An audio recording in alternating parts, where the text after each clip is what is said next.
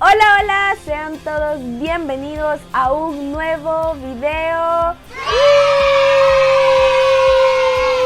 En este video vamos a continuar hablando del tema del video anterior, donde yo les compartía acerca del Espíritu de Jesús que habita en nosotros, que es el Espíritu de Dios en nosotros. Pero esperen. Quizás algunos se preguntarán, ¿quién es el Espíritu de Dios? O el Espíritu Santo, como algunos le suelen llamar. ¿Quién es? Antes de contestar esa pregunta, debemos saber algo importante respecto a cómo Dios nos creó. Y para eso les voy a leer lo que dice Primera de Tesalonicenses, capítulo 5, versículo 23. Que Dios mismo, el Dios de paz, los santifique por completo y conserve todo su ser, espíritu, alma y cuerpo, irreprochable para la venida de nuestro Señor Jesucristo. Y es que nosotros fuimos creados con 3 partes: cuerpo, alma y espíritu. Y brevemente quiero decirles qué significa cada una de estas partes. El cuerpo, pues es lo que vemos, lo que existe en el mundo material y contacta con todas las cosas tangibles por medio de nuestros 5 sentidos. Creo que esto es algo obvio. O sea, el cuerpo es lo que pues nosotros estamos viendo, el cuerpo físico. El alma es nuestra personalidad, donde percibimos las cosas en el sentido psicológico. La palabra alma en el idioma original, en el griego que encontramos en el Nuevo Testamento, es suje, que es la palabra raíz para psicología. Eso quiere decir que nuestra alma es lo que somos. Con nuestra alma pensamos, razonamos, consideramos, recordamos y nos preguntamos. Experimentamos emociones y somos capaces de determinar, elegir y tomar decisiones. Y ahora sí, el espíritu es nuestra parte más profunda e interna. Por medio de él, nosotros tenemos una relación con Dios, porque el Espíritu Santo es la persona de Dios en nosotros. O sea, Dios mora en nosotros por medio de su Espíritu. En el Antiguo Testamento leemos en muchas ocasiones cómo el Espíritu de Dios venía sobre las personas, hacía grandes hazañas, milagros sorprendentes y luego se iba. Pero cuando el Señor Jesús vino acá a la tierra, sabemos que el Espíritu de Dios estaba en él. Y el Señor Jesús hizo cosas asombrosas estando acá, milagros sorprendentes por medio del poder del Espíritu. Y esto es lo que el Señor Jesús le dijo a sus discípulos en Juan capítulo 16, versículo del 7 al 9, y dice: pero les digo la verdad, les conviene que me vaya, porque si no lo hago, el Consolador no vendrá a ustedes.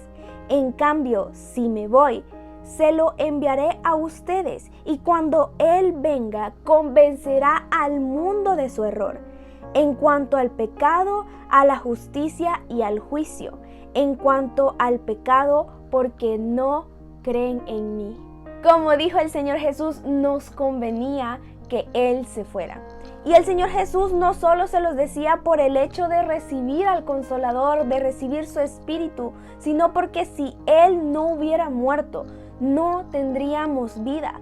Por la muerte de Jesús tenemos vida, y no solo vida, sino que tenemos su Espíritu. Por eso ahora nosotros podemos estar aquí, no porque nosotros hayamos hecho algo para merecerlo, sino fue por la obra del Señor Jesús.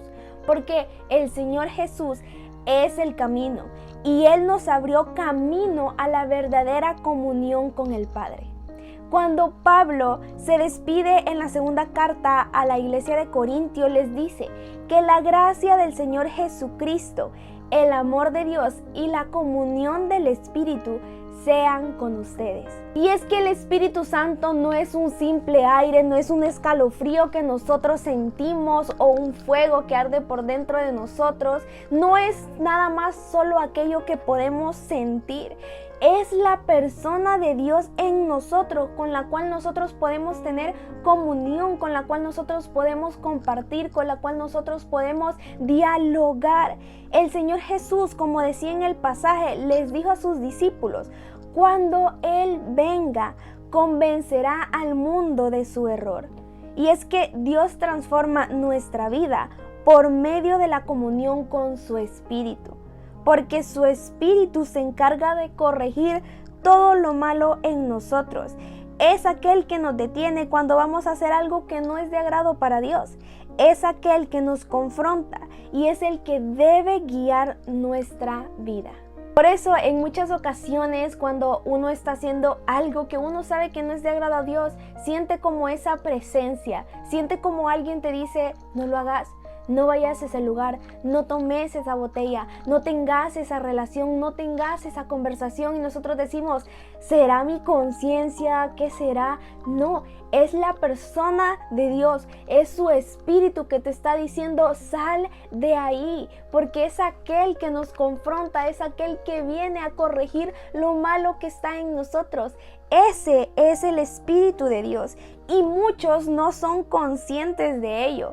Nuestra vida depende de la comunión con el Espíritu, porque si nosotros no nos mantenemos en esa comunión con el Espíritu, nuestro espíritu se apaga, nuestro espíritu se vacía y comienza a salir nuestra carnalidad, nuestros deseos. Y por eso diariamente nosotros debemos de pedirle al Señor que su Espíritu Santo fluya en nosotros, que Él se muestre y que no seamos nosotros, porque nosotros sin Jesús, si la obra de Jesús no estuviéramos acá, pero sin la obra de su Espíritu en nosotros, tampoco pudiéramos seguir adelante.